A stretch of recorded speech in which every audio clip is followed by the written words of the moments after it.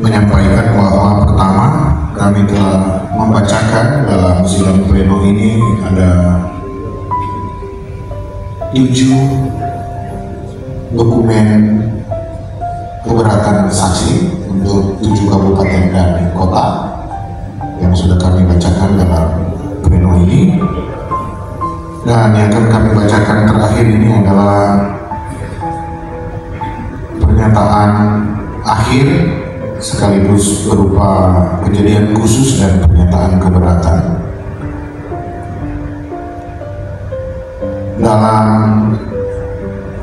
rekapitulasi hasil penghitungan perolehan suara pemilihan gubernur dan wakil gubernur Sulawesi Utara dalam pilkada tahun 2024. Ada beberapa hal.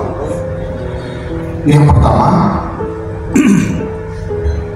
pengusiran yang terjadi terhadap saksi paslon 2 atas nama Yoce Rumondor adalah bentuk arogansi dan intimidasi KPU Provinsi Sulawesi Utara yang sudah tidak wajar dalam era demokrasi, karena saksi berhak berargumen dan argumen dilindungi oleh konstitusi dan undang-undang. Karena itu kami akan menindaklanjutinya sebagai laporan kepada DKPP sebagai bentuk dugaan pelanggaran etik penyelenggara pemilu. Sehubungan dengan belum bisa dikontaknya Bapak Yoce Rumondor sampai hari ini, kami juga memohon kepada pihak kepolisian untuk membantu paslon nomor 2 saksi dan tim saksi untuk menemukan yang bersangkutan, sehingga masalah ini juga tidak menjadi framing yang buruk terhadap kami paslon nomor 2 dan demokrasi di Sulawesi Utara pada umumnya. Sekali lagi kami memohon bantuan pihak kepolisian untuk membuat terang kejadian ini. Yang kedua, sebagai pendapat akhir, Sulawesi Utara yang kita kenal saat lalu sebelum pemungutan suara pilkada 27 November 2024 adalah sebuah daerah di mana nasionalisme dan patriotisme bersemayam dengan baik. Iklim demokrasi sejak nenek moyang kami telah terjaga dengan baik dan luar biasa. Namun situasi ini berubah total karena pilkada 2024 ini telah berlangsung tanpa asas-asas jurdil, luber, dan berkeadilan, serta dipenuhi dengan intimidasi.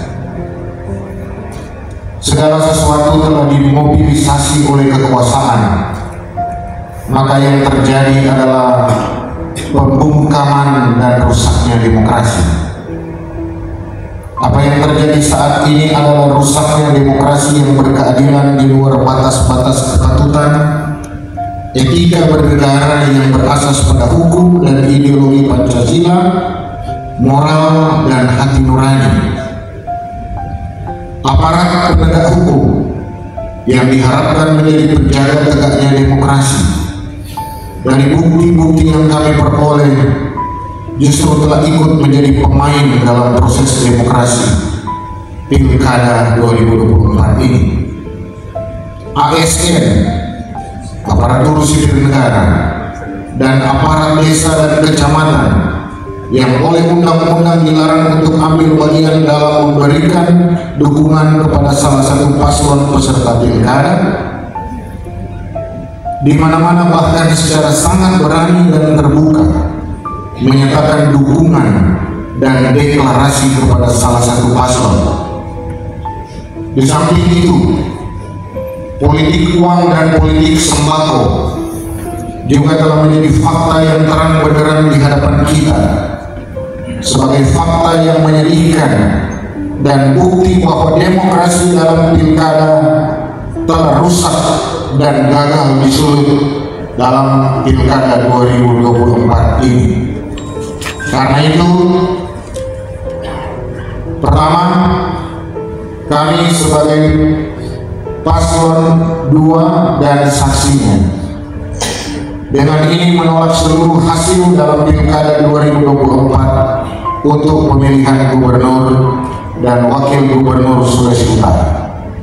Kedua, meminta dilakukannya kembali pemungutan suara ulang atau PSU di Sulawesi Utara. Yang ketiga, meminta Bawaslu dan KPUD Sulawesi Utara untuk mendiskualifikasi paslon gubernur dan wakil gubernur peserta Pilkada 2024 yang telah merusak demokrasi di Sulawesi Utara. Akhirnya kami mengucapkan terima kasih kepada seluruh pihak yang telah memilih dan memberikan suaranya kepada pasangan calon gubernur dan wakil gubernur Eli Enolder Klasut dan Hanius Payo.